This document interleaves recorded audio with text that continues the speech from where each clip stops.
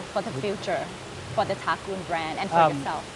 For me, I think the goal is to really to grow the brand globally and to sort of be recognized and to sort of have a lifestyle. You know, I think that's a big dream is to sort of have a lifestyle that's recognized.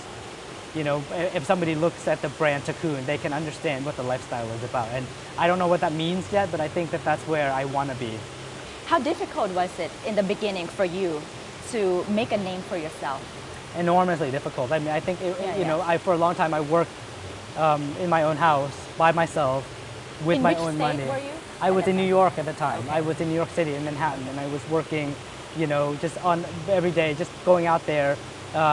You know, I didn't know how to get started, but then I had the curiosity and the drive. So I you was want to be a fashion designer? Yes, okay. absolutely. And I wanted to express myself, and I knew that there was something that I had to tell. That was a story to tell that was different from something that was already out there. Right. So basically, I would pound the pavement on the street to try to get editors to kind of look at it and try to get the manufacturers, the sewers, the pattern makers to make my clothes. And I would convince them and say, listen, you know, this, you know, there's something here. If you can please help me, I know that, you know, it will be successful. And so it took a lot of convincing, but it was also the energy that I put into it because I knew that I had a story to tell. And ultimately, it has to be a genuine story, and that's what I say. It's got to come from the heart.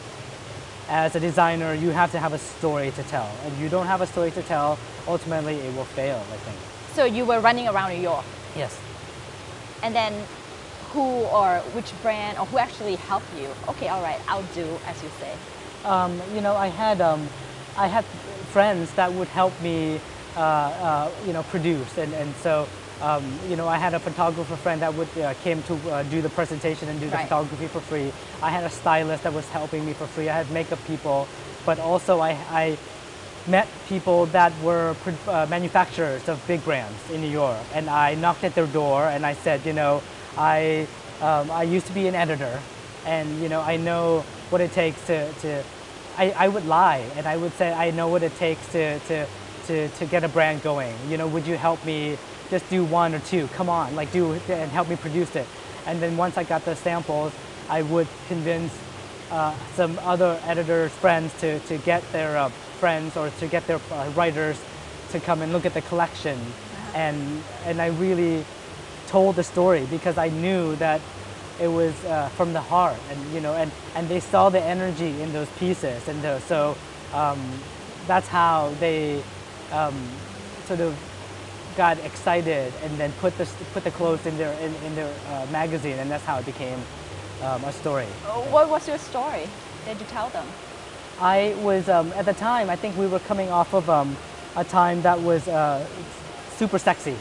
I think that Tom Ford was just, you know, sort of coming off of the fashion map because he left Gucci and left fashion, and so everything was changing. I think that people were into something that was a bit more romantic, and that was a bit more feminine, that was more youthful and pretty. I think pretty was a word, and you know, for me, I was always attracted to that because I was always attracted to something that was a bit more romantic and a bit more sort of or more feminine as opposed to something that was sexy. You know, I think for me, fashion was a bit more of an introvert in that women like to express themselves for not only for other people, for themselves as well. They love, for me, I think that there was a personal stance that women take in wearing clothes. There's an enjoyment that you get from wearing something, not just to show off to other people, but to wear for themselves. And so that was how, that was my story. That was my point of view. And how old were you? I think I was 26 or 25. And now? 35, 36. So it has been what? About 10 years. Well, yeah, I mean, when I first felt the energy, I was drawing up designs. I was still working at Harper's Bazaar at the time as an editor. I had all of these ideas, and so I said I have to put them somewhere. I had to put them down somewhere. So I started to just put them down in a notepad, and then I said, okay, I had to go to school. So then I started to go to Parsons, and I would I took sketching classes, so then I was able to express a little bit more. I took construction classes, so then I was able to express these ideas a bit more three-dimensionally. And so when these designs or these stories came about when I was still working at the magazine, when I left the magazine, I looked to these ideas and I made them happen. So I think, in fact, the ideas were saved up already, and it was just about expressing them more. And it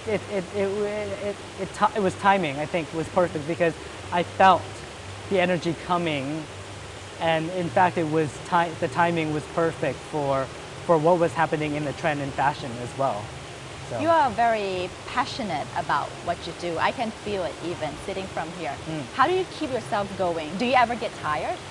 I get tired a lot, but I think that it's curiosity. I think that you have to constantly be curious about new things. Otherwise, everything becomes complacent and becomes very normal.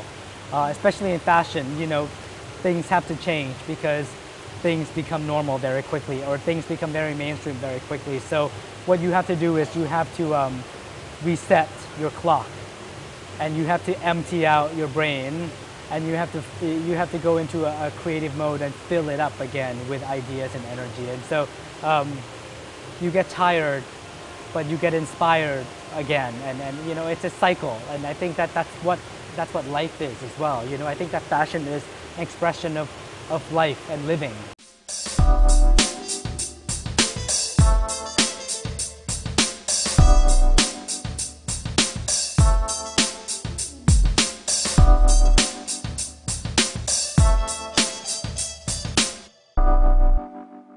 คุณถากุลเป็นตัวอย่างที่ดีนะคะของคนที่รู้ว่าตัวเองนั้นอยากจะทำอะไรต้องการอาชีพอะไรแล้วก็ตามความฝันนั้นจนในที่สุดนั้นเป็นจริงขึ้นมานะคะที่สำคัญก็คือว่าขยันค่ะหาความรู้ใส่ตัวขยันที่จะคิดสิ่งใหม่ๆขึ้นมาตลอดเวลานี่ก็คือความลับที่จริงๆก็ไม่ลับนะคะของคุณถากุลแล้วก็สามารถปรับใช้ได้ไม่ใช่เฉพาะการเป็นแฟชั่นดีไซเนอร์เท่านั้นค่ะพบกันใหม่สัปดาห์หน้าสำหรับมองเรามองโลกนะคะวันนี้สวัสดีค่ะ